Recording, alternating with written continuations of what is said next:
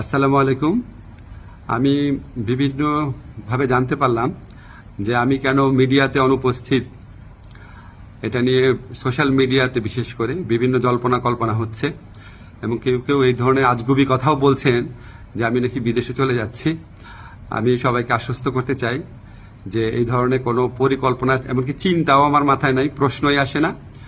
আমি মনে করি এই ধরনের গুজব গুঞ্জন এবং আজগুবি বিভিন্ন তথ্য যারা ছড়াচ্ছেন, এটা হচ্ছে আজকে ছাত্র জনতার যে ঐতিহাসিক জুলাই বিপ্লবের মাধ্যমে আজকে যে জনগণের প্রত্যাশা সৃষ্টি হয়েছে সেটাকে বিভ্রান্ত করা এবং জনমনে অহেতুক প্রশ্ন সৃষ্টি করার একটা অসৎ উদ্দেশ্যে করা হচ্ছে।